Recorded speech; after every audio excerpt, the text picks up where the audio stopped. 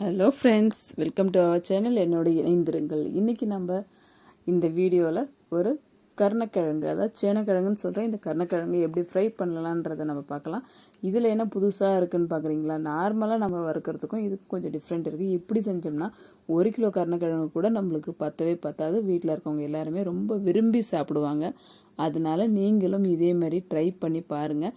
First கருணக்கிழங்கை நம்ம இந்த அளவுக்கு கொஞ்சம் பெரிய பெரிய பீஸாக கட் பண்ணி ஒரு பேனில் போட்டு வாஷ் பண்ணிவிடுங்க. 2 தடவை வாஷ் பண்ணிவிட்டு அதுக்கப்புறம் ஒரு பேனில் போட்டு ஓரளவுக்கு அந்த கருணக்கிழங்கு முழுகிற அளவுக்கு தண்ணி ஊற்றிட்டு கொஞ்சம் மஞ்சத்தூள், அதுக்கப்புறம் உப்பு இதை போட்டு நல்லா வேக வச்சுக்கலாம். நம்ம கருணக்கிழங்கு வேகிறதுக்குள்ளே நம்ம அதுக்கு ப்ரிப்ரேஷனுக்கு காரம் எப்படி போகிறதுன்றதை பார்த்துக்கலாம். கொஞ்சம் ஒரு சிட்டிகை அளவுக்கு மஞ்சள் தூள், ஒரு ஸ்பூன் அளவுக்கு மிளகாய்த்தூள், ஒரு 25 இல்லை 30 அளவு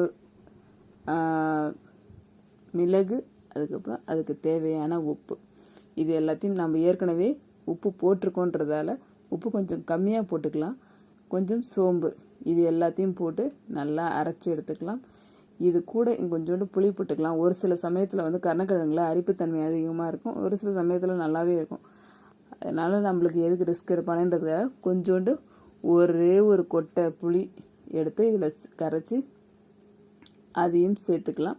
சேர்த்துட்டு ஏற்கனவே நான் பாயில் பண்ணிட்டேன் இல்லையா, பாயில் பண்ணதை தனியாக இதுமாதிரி தட்டில் எடுத்து வச்சுட்டு அந்த நம்ம அரைச்சி வச்சுருக்க அந்த காரத்தையும் இதில் போட்டுக்கலாம். போட்டு நல்லா மிக்ஸ் பண்ணி ஒரு அரை மணி நேரம் ஊற வச்சுட்டு அதுக்கு அப்புறமேட்டு நம்ம ஒரு தவாவை வச்சு சூடானதுக்கப்புறம் நம்மளுடைய கருணக்கிழங்குகளை எடுத்து இதில் போடலாம். அதுக்கு முன்னாடி எண்ணெயை ஊற்றிக்கலாம். எண்ணெயை ஊற்றி கொஞ்சம் சூடானதும் நம்ம கருணக்கிழங்கை 1 by 1 போட்டுக்கிட்டே வரலாம். இதை நீங்கள் செஞ்சு பாருங்கள். இது வரைக்கும் கருணக்கிழங்கே விரும்பி சாப்பிடாதவங்க கூட இப்படி செஞ்சு கொடுத்தீங்கன்னா கண்டிப்பாக சாப்பிடுவாங்க. இந்த வீடியோ உங்களுக்கு பிடிச்சிருந்ததுன்னா நம்ம சேனலை சப்ஸ்கிரைப் பண்ணுங்கள், லைக் பண்ணுங்கள், உங்கள் ஃப்ரெண்ட்ஸுங்களுக்கும் ஷேர் பண்ணுங்கள். அது மட்டும் இல்லை, இந்த கருணக்கிழங்கு ஃப்ரை எப்படி இருக்குன்னு சமைச்சு பார்த்துட்டு இது எப்படி இருந்ததுன்றதையும் கமெண்ட் பண்ணுங்கள். இது வரைக்கும் நம்ம சேனலுக்கு ஆதரவு கொடுத்து சப்ஸ்கிரைப் பண்ணி ஆதரவு கொடுத்த அன்பு உள்ளங்கள் அனைவருக்கும் நன்றி. தொடர்ந்து உங்களுடைய ஆதரவை எங்களுக்கு தருவீங்கன்ற நம்பிக்கையோடு நம்ம தொடர்ந்து போகலாம். வாங்க. இப்போ நம்மளோட கருணக்கிழங்கு ஃப்ரை ரெடியாக ஆயிடுச்சு. இங்கே பாருங்கள், நல்லா கொஞ்சம் ரோஸ்ட்டாக ஆனதுக்கு அப்புறமேட்டு நம்ம இதை 1 by 1 திருப்பி போட்டுக்கலாம். இப்போ பாருங்கள், ரோஸ்ட்டாக ஆகிக்கிட்டே இருக்குது.